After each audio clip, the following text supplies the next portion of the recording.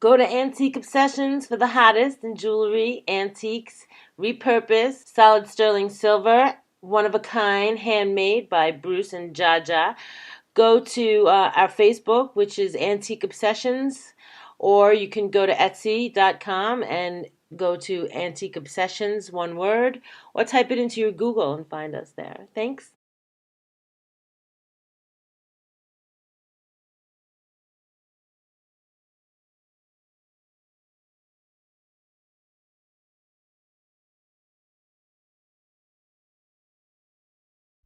Tribal, primitive, rustic, Burning Man, punk rock, conceptual subculture for the edgiest, most cutting edge designs of jewelry today. Go to etsy.com/shop/conceptual subculture, or one word, either by going to Google or search Etsy, ETSY.com, and type in one word, conceptual subculture. You will find the hottest designs using natural stones with wire wrap rings, rough, raw, genuine, semi-precious gemstone jewelry, solid sterling silver, copper, leather, orgonite, bracelets, pendants, chokers, men's copper cups with sterling accents, eco-friendly, repurposed, original, one-of-a-kind design earrings. Support MBN by going to Conceptual Subculture on Etsy. Be sure to use our 40% off coupon, Rouge40, at checkout to receive this fabulous offer.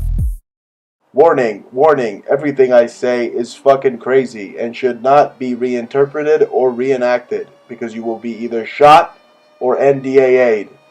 Warning.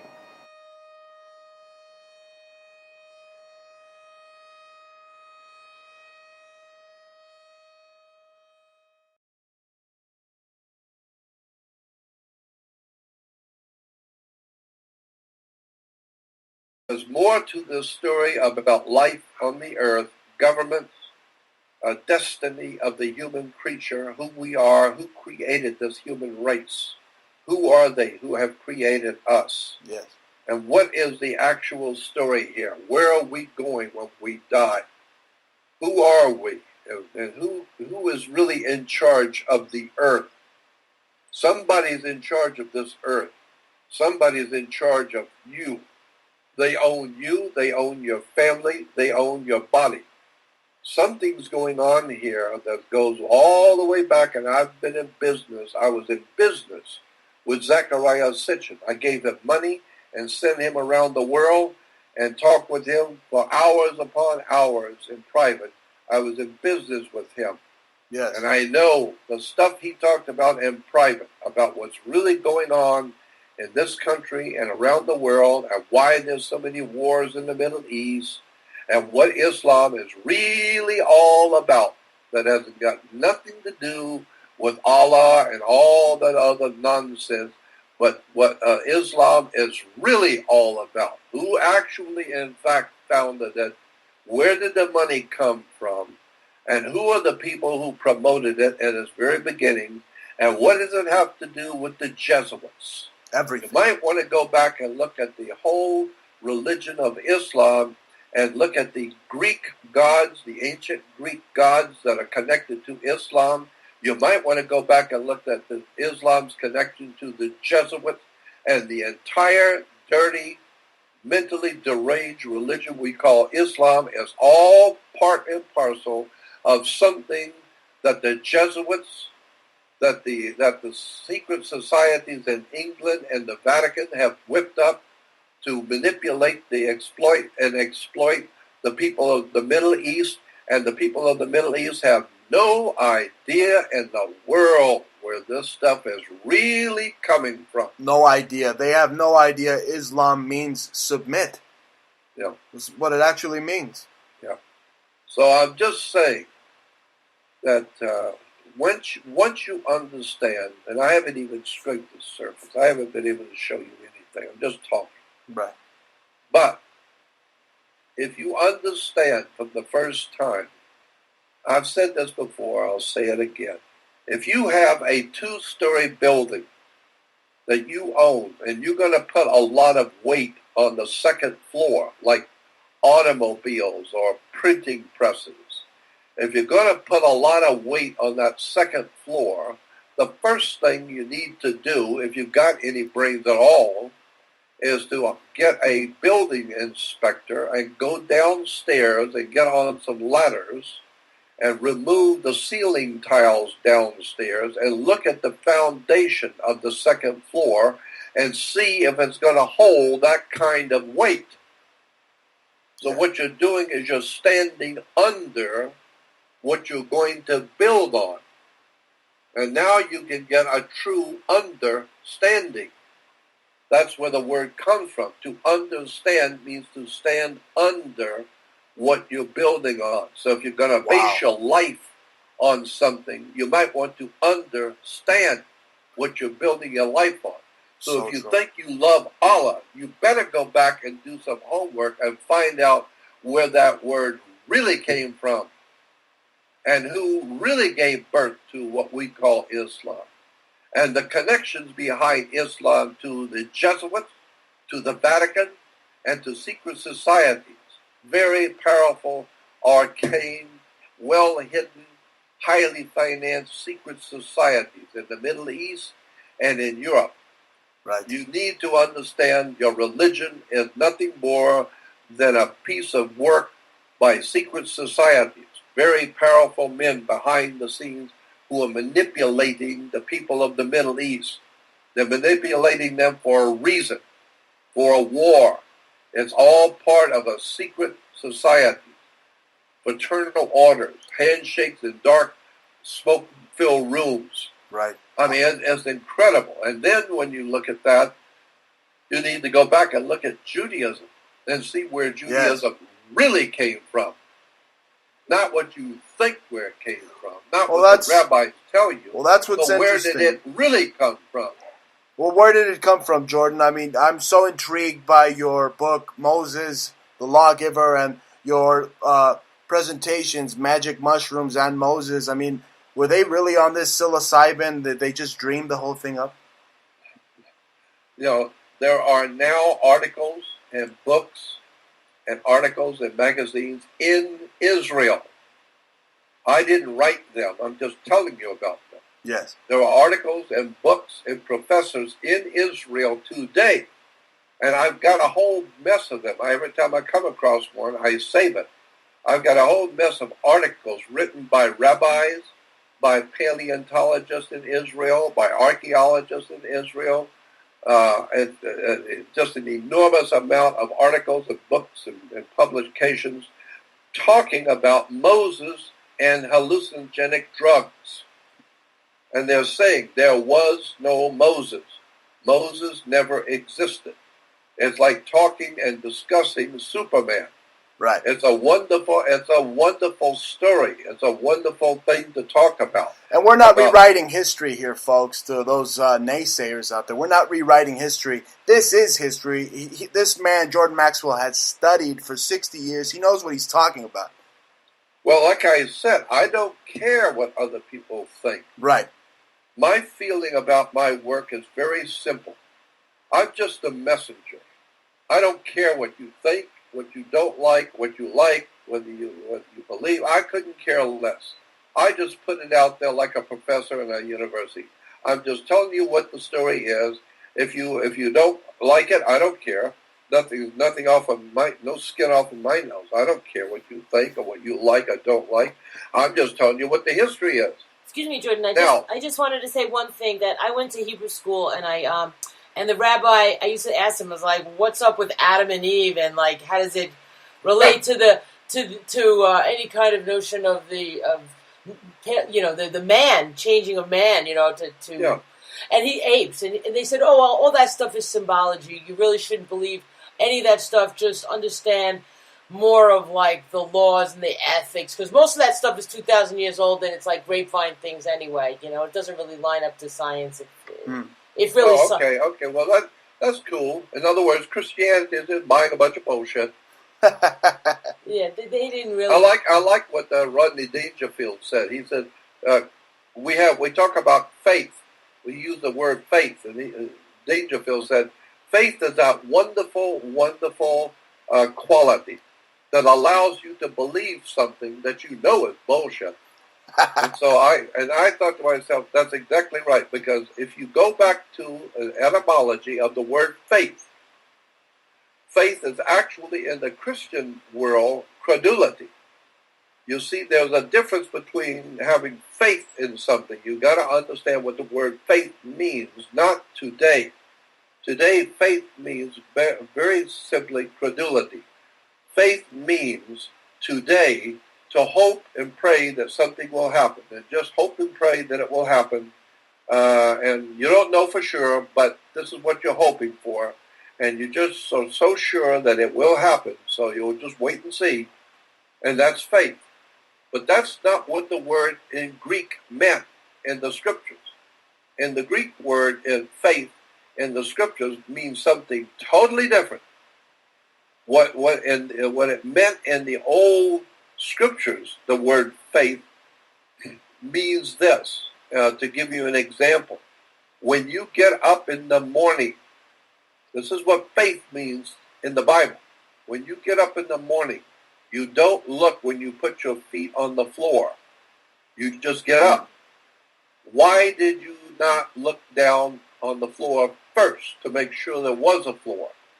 Why didn't you check to see if there was glass there, or razors, or something sharp, or maybe a hole in the floor?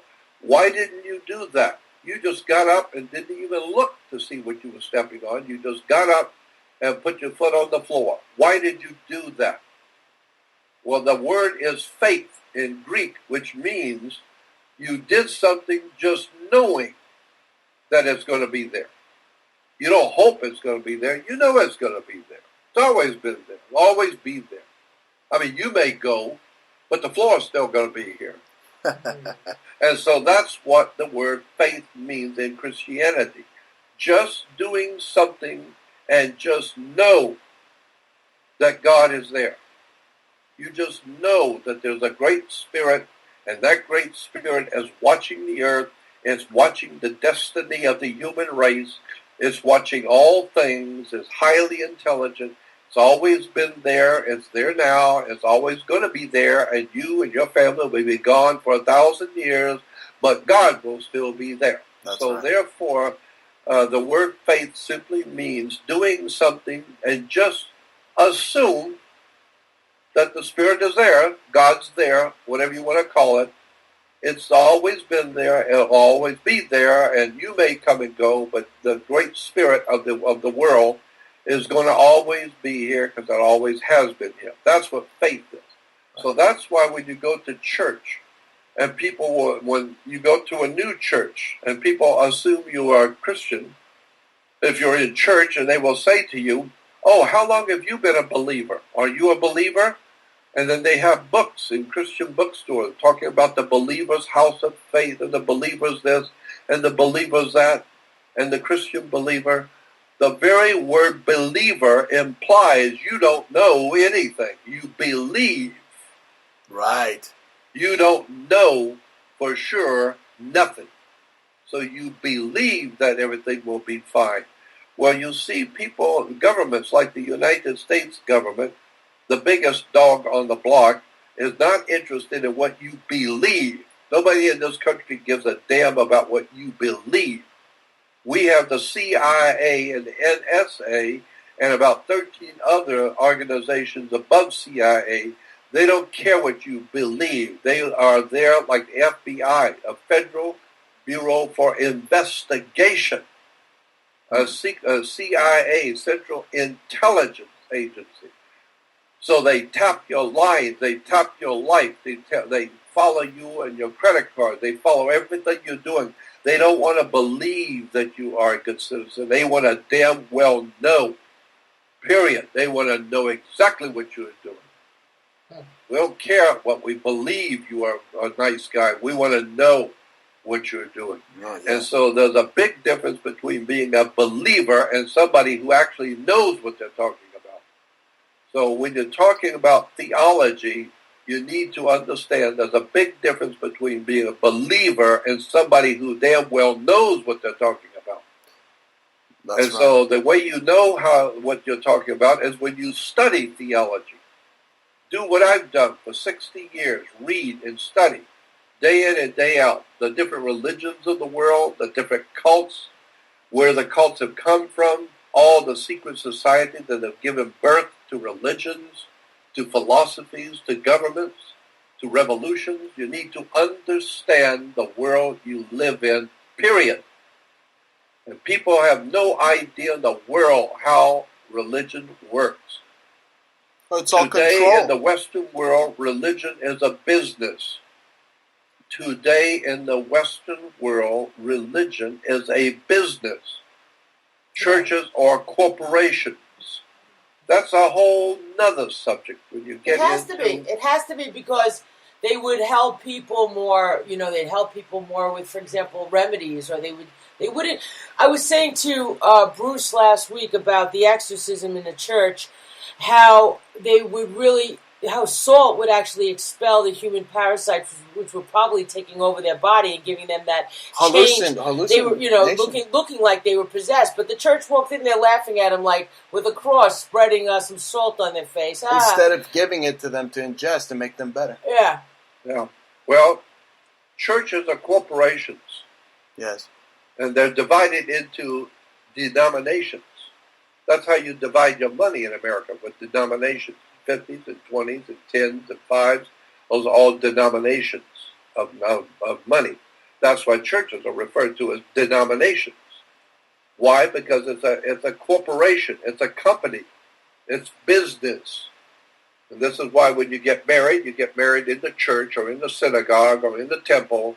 Why? Because the church, religion, temple, synagogue, all of that is religion. All of that is corporations. All of that is business. That's why you have to have a license to get married in the church. Because your marriage is a business. You don't think so?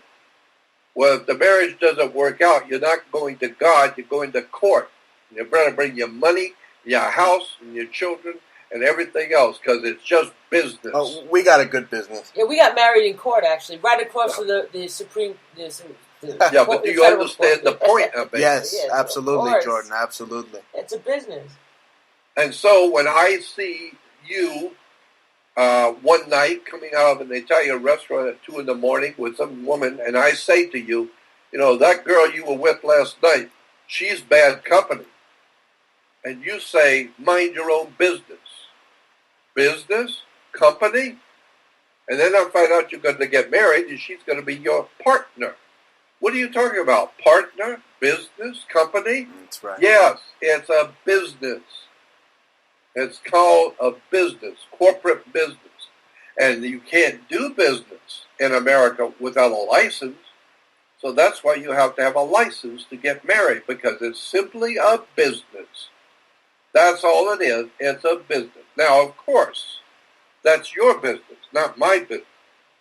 Who I sleep with and who I'm married to is my business, not yours. But nonetheless, it is a business. Yeah. And the business is between me and the woman I sleep with. That's our business. And it doesn't matter, because maybe our business goes sour. And if it does, it's not going to the Lord, like I said. You're going to court. Why do you go to court? Because it was a state that gave you a license to do business. And, of course, it turned out to be a bad business, and now you're defunct a business. But then again, that's your business, not my business. Absolutely. So the point I'm making is that even human relationships are corporations. It's nothing more than a business. And that's why, you know, you need to understand how the world works. Because once you really see it, the first thing you will notice when you finally see it, and 99% of the people on the earth will never finally see it. They will go to their grave and never, ever suspecting what the real story was on the earth. No, they didn't know they lived under maritime law their entire life. The whole time, and they never realized any of it. Never knew what it meant. It means nothing, and they're gone now, and their children are ignorant, ill-informed, and unread, and they'll have babies, and those babies will grow up, and they will have children, and those children will grow up, and they'll have children, until one day you got 7 billion people on the earth with an IQ of 30. Nobody knows shit about nothing. Nobody. Nobody knows how the world began. Nobody knows what the words mean. Nobody understands what government is. No, have no idea what the word government even comes from. You have no idea in the world what the Vatican is, what the Roman Empire was, and where all of this stuff and law comes from. It's just amazing to me how much the world of mankind is totally ill-informed, unread, and dying. For where there is no vision, the people perish. And that's what's happening today. America is perishing. She's falling apart. She's falling apart now in front of you. They're on drugs. Because people have no idea in the world what's going on. America's on drugs, on magical mushrooms, psilocybin freaking trip. That's what they're on. But Jordan, how did the world begin? No, that's what I'm saying. That's why we're in trouble. Because all we are is looking for entertainment, Paris Hilton, all the silly nonsense with sex, drugs, rock and roll, music, baseball, football. Do you realize every sport, I can't think of a sport that we know of in our modern day world that doesn't include a ball. Right. Baseball, football, tennis ball, ping pong ball, bowling ball, kick a ball, soccer ball, baseball, basketball, ping pong ball, and there are occult symbols hidden in baseball that you wouldn't even believe. Yeah, why do you have 3 bases? 3 bases and you're out. Why do you play on the square? Get it? Yes. Or the bat itself could represent death, the hit of death. Or the pitcher on the mound is the grand architect, while all the others are just the pawns waiting for whatever the pitcher does. Yeah, but that's what we even say today. When somebody's trying to sell you on something, they're pitching you an idea. Yes. Yeah, and you're going to catch it. And so once you see ball games, sports were instituted in the ancient world for one thing. Because the rulers in the ancient world, the kings and the warlords, they realized that young people have a lot of energy. And if you don't do something about that energy, you're going to be in trouble. Because if you get a whole town full of young 19-year-olds and they're all drinking, and you're an old man as the ruler, if you lose control of those 19-year-olds and 20-year-olds, they're very strong. They've got a lot of vitality. They're strong, and there's a lot of them. There's thousands of them. And so you need to keep control over those young people. And so the best way to do it, because they got so much energy, is to make sure they dissipate their energy. Mm-hmm. Make sure they dissipate their energy so they're tired and want to go home and go to bed. Why? Because they've just lost all their energy. Good. That's what we want. We want them tired and go home and stay home and shut your mouth. And so they give them sports, because nothing in the world will dissipate your energy like running around like a bunch of dogs bouncing a ball. Yeah, so they run around, tennis ball, and they run here, they catch a ball, and they throw a ball, they kick a ball, they catch a ball, they bounce a ball. And so the whole idea in sports is to dissipate the energy of young people. Why? Because if young people put down all the 45 different ball games and started reading and studying and educating their minds as to how the masters who own you, and they own your country, and they own you, how they do it. And here's what they are, here's how they do it, here's how they run your country. And they're doing all of this when you're sound asleep. And they're dissipating your energy because you've gone out to the ball game. Well, like vampires, like reptilians. You know? Well, that's it. That's really where, it's in the Bible, the Elohim, the Malek, or the Jinn. Yep. I subscribe to that. I know you mentioned Zechariah Sitchin. Yeah, I've been talking about that stuff for years. Yes. I think that's how I think the overlords really are. Because They can't be that. No one can be that cold to their fellow man. You know, if you're freezing outside, I can't just let you freeze. When I have some warm soup, you know, you know what I mean. Yeah. But these people are the opposite. The people who run this planet, the people who are in power, you will never see them. You will never know who they are. Right. You will never hear their name. You will never ever be aware that the people who are really in power in this world are not the Queen of England, not the Pope, because if you remember, even Caesars, when they were sitting on the throne of the Roman Empire, Caesars merely represented the powers that be in his time. But he wasn't the power that be. Others were the powers that be behind him. And one of the Caesars was murdered on the Senate House steps. That show you how important he was. Yeah. His own people killed him. So once you understand that behind the Caesars in Rome was a family called the Pisos, Picos, Pisos family. The Pisos were like the Rothschilds or the Rockefellers today. The real powers behind the government is the money. The people who control the international flow of big money, they are the powers. And the president is simply the president of a company. But the company is owned by somebody. They didn't tell you that. So see, we have Obama as the president, but he doesn't own America. He's just the president of a company, a president of a corporation. Yeah.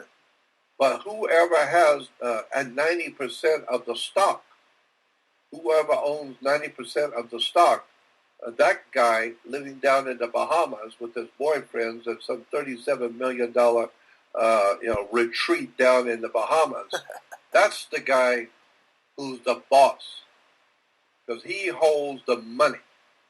And as long as whatever he says, that's what the president does. And if the president doesn't do it, then like John Kennedy, we whack him. Wow. Shoot him in public. Kill him in public. So that everybody else will know the old man down in the islands told him to do something, and he didn't do it, and look what he got. Now, if I'm going to make you president, you better keep in mind what happened to the guy before you. So that's why today, the president of the United States does not really have any real power. It's the people who own the land, who own the country. I mean, George Carlin talked about that over and over again. The people who actually own the country. And that's, in point of fact, that's true. There are people today on the earth, you don't know them, you'll never meet them, but they own America. As a private families who own what we call the United States of America is owned the property. And so, there's just so much They own for us. people to know. And they even own us, and we don't know it. Of course they own you. Amazing. So you don't think America's going to be safe in the next few years at all to live? Well, I think it's very interesting what's happening. There is, in my mind, to my way of thinking, because I've been looking at it for 60 years, I know that there was a metaphysical or a spiritual idea in the minds of the gods on Atlantis. And when you go back from Atlantis, you go back into the ancient prehistoric world, there were other great civilizations which are gone now, but we have remnants of them still. We still see some of that left. Great temples, enormous temples and pyramids in the oceans of the world. Yes. Off the coast of Japan, there are huge temples in the ocean. Off the coast of Cuba, enormous temples in the ocean. In the Bermuda Triangle, there's huge big pyramids sitting on the ocean floor. And nobody seems to have asked the question, what in the hell are temples doing out in the ocean?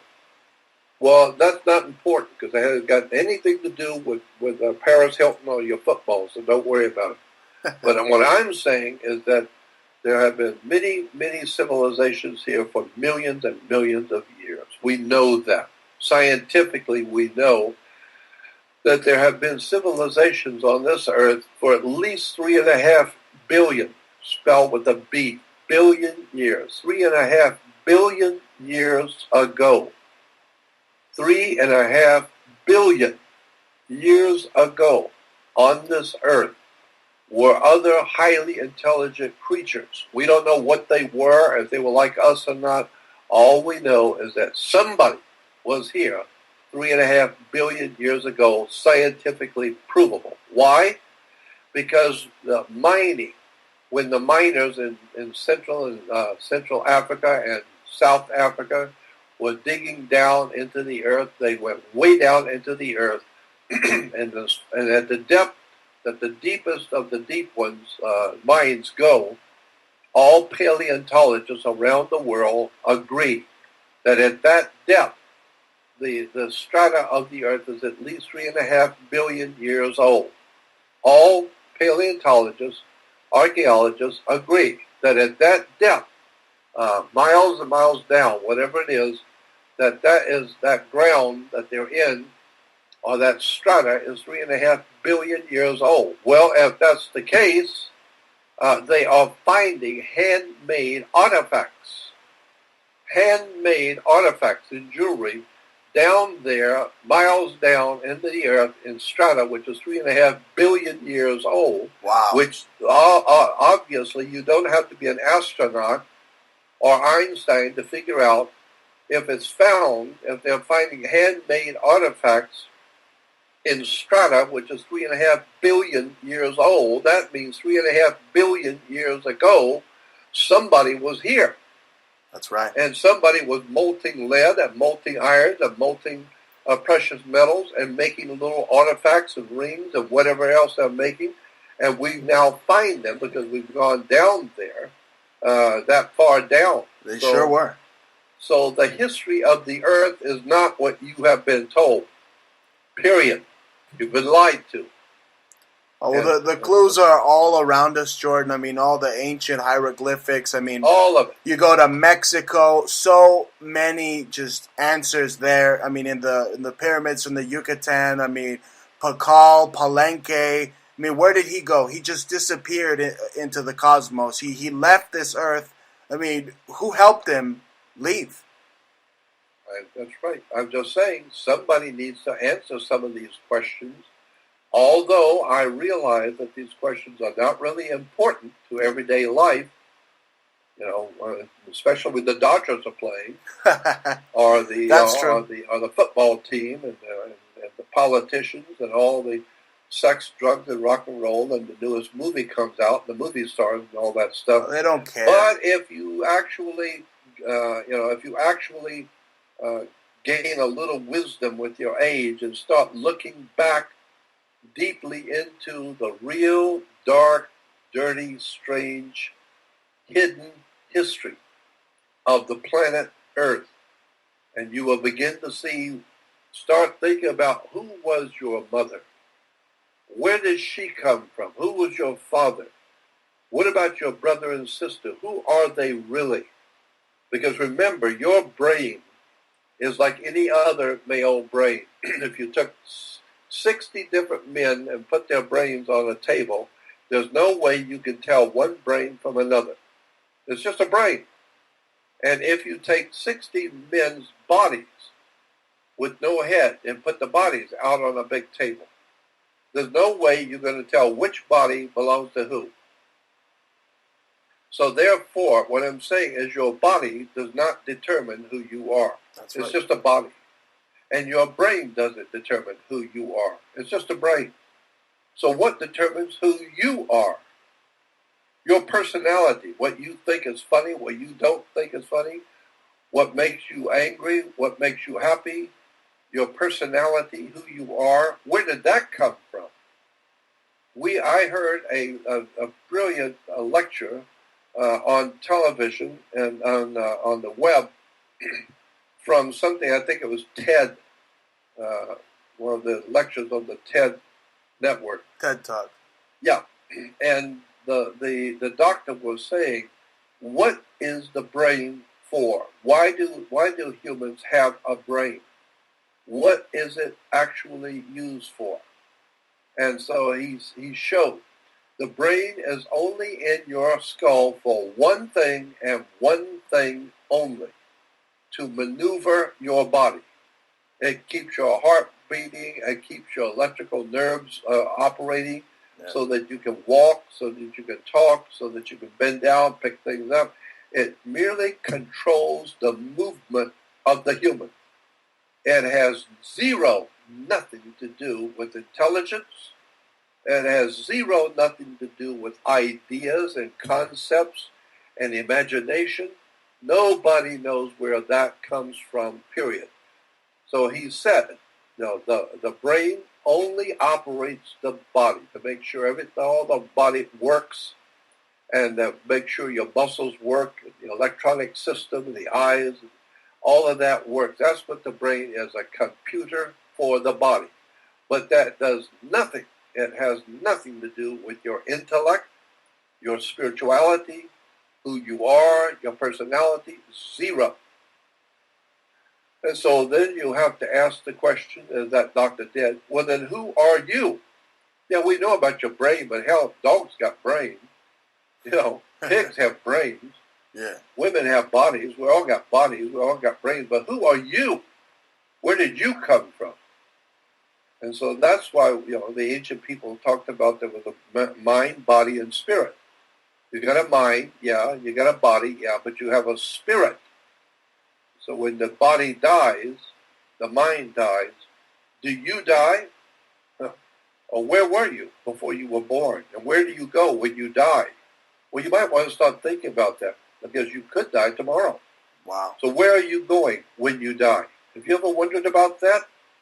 So I'm just saying, when you start looking at the world you live in and understand the words and the terms, you begin to see governments, political power, monetary power, secret societies, humans, period. Or anytime you got human institutions, all of this is all man-made crap.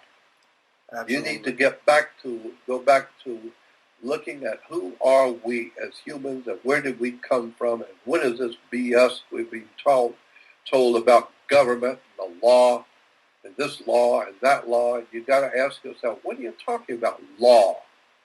Whose law? Well, you got to be in subjection to the law. Whose law? Well, there it is, right there in the book, right there in the law library. See it? It's the law library with all the law books. My question is, who wrote the damn book? That's my question. Who wrote that book? Well, whoever wrote it, that's whose law we're following.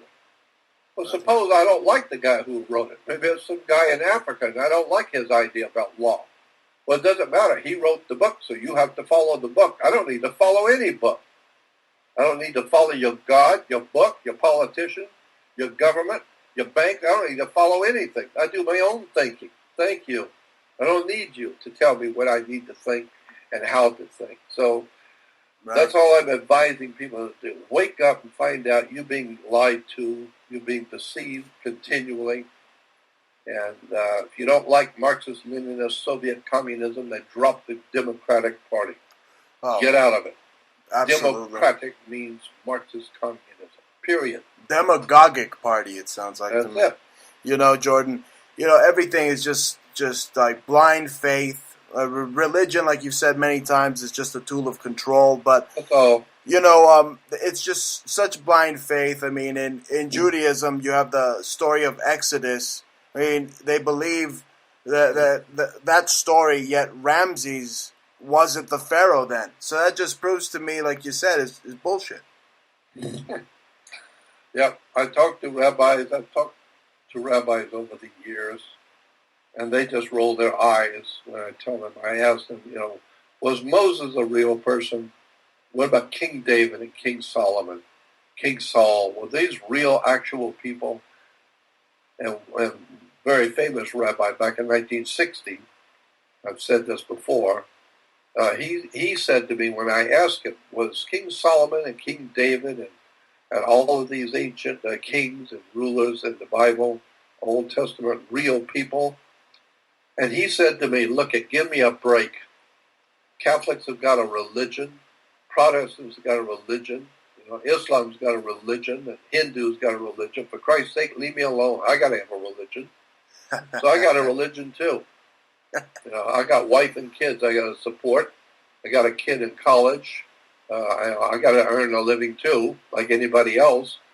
So I got a religion, and I make a good money being a rabbi. And I said, yeah, but what you're teaching, is it true? Who the hell cares if it's true? It's a religion. People will like it. Everybody agrees with it. And so it's a religion, and I make money, and they're happy, and we're happy, and we're all happy. But they're not, in Judaism, for the most part, I've been in a lot of different ceremonies, like listen to rabbis, they don't really get very pedagogical about the story itself more than the moral of the story. That's kind of how they use it. And well, that's good. Okay, well, in other words, all of the stories are not true. Yeah, they are symbolic. I always hear that from the rabbi.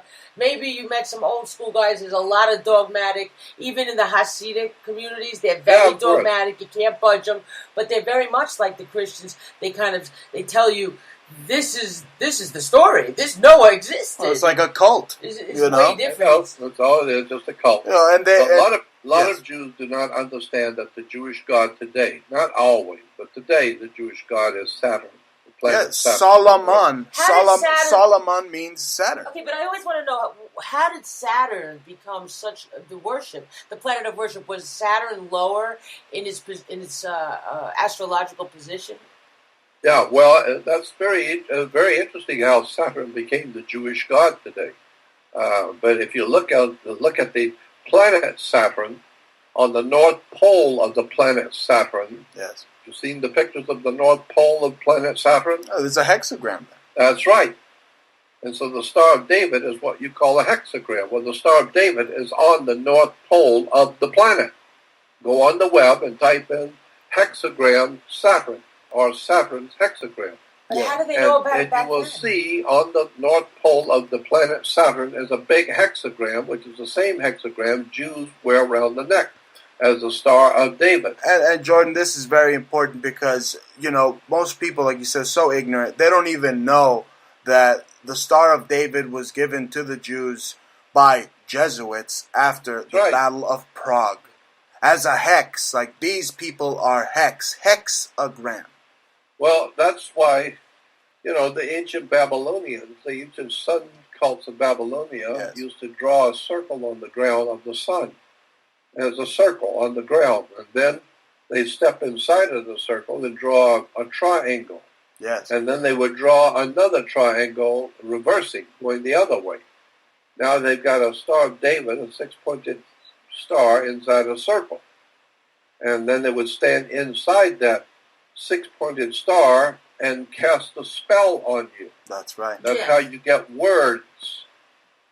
You create words with a spell. You spell the word. Amazing. And so they create a spell, and that's why we call it putting the hex on you. Mm-hmm. And so that's why the Jews today have a hex on them. Right. Because they're proud to show you that they are following the Babylonian sun god hex worship.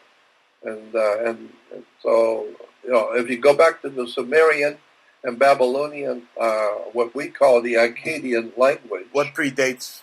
Yeah.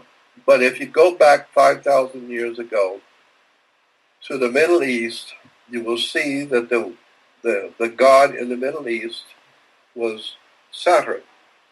And the Phoenician Canaanite word for the planet Saturn, we call it today Saturn. But in the ancient world, that planet was not called Saturn. It was called. I'm getting old and I'm tired. Doesn't matter. It's known as many names. The Dark Lord. But wait a minute. No, it was called in the Babylonian language. The planet was called Shabbath. Shabbath. Shabbath. Shabbath. Well, like the candles. Like Shabbat. Like Shabbat. No, that has to do with something else. I'm telling you, the planet called Saturn was referred to in the Babylonian language as Shabbath. Shabbath is the planet Saturn thousands of years ago. And so today, if you're going to worship Shabbath, you do it on the Sabbath. So today, when we hear the Christian talk about one of the Ten Commandments, says keep the Sabbath holy. There's nothing holy about the Sabbath. That's why there's a rock group called Black Sabbath. It's all demonic depravity called Black Sabbath. Why? Because black was the color associated with the planet Saturn. Go back in the dictionary, get the Encyclopedia Dictionary, and look up Saturn, and it will tell you the Dark Lord, the dark sun, the original sun. That's so that the point being is that Saturn's color was thousands of years ago known to be black. And so if you're worshiping Shabbath, Saturn, the black square, then you are worshiping Sabbath. That black square is everywhere. I mean, I know. It's anyway. We could go on for hours, and I don't have hours. I'm getting old and tired, so I'm going to go. But all I would say is just understand words and how the world really works. Because if you don't, you're just a sitting duck. If you don't understand how words work and what the words mean and how governments really operate, then you're really going to be lost. No, you're done. You're really going to be lost. Yes. So, Jordan. Well, Jordan, it's been great having you on. You know, I want to just end with one quick question. You know, I've read so much about your Area 51 UFO encounters. I've had some myself, believe it or not, driving on the highways coast to coast from the United States. I've seen some weird things. I mean, what was that all about? Yeah, well, that's a big story. That's a very big story. I mean, it'd take me at least an hour to tell you because it started a year and a half before. And, you know, that whole incident of me seeing the UFOs and we had an alien come in our bedroom after we saw the UFOs up at Area 51. We actually had an alien come in the bedroom. Wow. So that's a big story, and I need to explain it all to you, but it'll take about an hour. So maybe we could talk about that another time. But I do know aliens exist. Alien life forms from other worlds do exist, and I do know they're up in Area 51. I know that for sure because we saw them. I think some of them are even protecting you. Well, I would be a bit surprised. You know, there are so many orders out there that keep other. I mean, they say the Greys. I mean, the Pleiadians, the Reptilians. The Greys and the Pleiadians watch over the Reptilians. I mean, it's just like a sci-fi comic book almost. Yep, and me, I don't care. I'm 76 years old. I just do what I do. Yes. I have no idea where I come from. They are the Watchers. Where I'm going. They are the Watchers. They are the Elohim, like you and all your associates have highlighted for researchers such as myself. I can't tell you how happy I am to have you on the show. Every time you're on, it's great. I'm sorry if I cut you off sometimes. I'm the Motor Mouth Montalvo. That's how they know me. So you know, I really loved having you on, Jordan, and thank you for hitting it out of the park. I mean, the inside baseball you're bringing to the show is just amazing. Well, thank you. We can do it again another time. Absolutely. Now, let our listening audience know how they can help you. Again, give out your website and the Research Society, your PayPal, how they can give you a donation. Just go to my website is Jordan Maxwell Show, SHOW. And on there you will see on my website, which is a podcast. It's just a podcast, a lot of radio on it, and some other stuff. And but there's also I've added another website to the Jordan Maxwell Show podcast. It's called the Research Society. So when you go to Jordan Maxwell Show, you'll see a button that says Research Society, and you click on it, and you can join it. And all that is just another website connected to my show that is filled with all of my personal writings, all of my personal research, pictures, documents, articles, links, pages, just all kinds of stuff, especially the pictures. Yeah. I get into religions, I get into government, to secret societies and what they're doing and who they are. And a lot of the stuff I can't put in the public. I put it onto something private. So you have to join to see it because I don't want it in the public eye. And so there's a lot of stuff there. That's the inside baseball, right? Yeah, exactly. So it's a gold mine of many years of my work, and putting it out there for people to join. It's called the Research Society. So go on my website, JordanMaxwellShow.com, and stay away from JordanMaxwell.com. That's somebody posing as me. Now, poser. They're posing as me and acting like it's my website. In fact, no, they're ripping me off. Being ripped off because people don't know. They go to JordanMaxwell.com thinking it's me. It's not me. Meanwhile, you're embroiled in a lawsuit with these scumbags, and I wish Godspeed that you get your name back, get your work back, because these scumbags, these plagiarizing scum. I mean, I give you all the credit in the world, Jordan. I'd give you 5 hours if you wanted it. You are my mentor. You are my friend, and I appreciate having you on the show. You're the best guest we have. You're the only guest we have. I keep bringing you back because you're the best. I appreciate it. Thank you for it. Thank you, my friend. We will talk later. Thank you. Take care. Thank you so much for being on. Have a good night. Bye-bye. Bye-bye. That was the legendary Jordan Maxwell.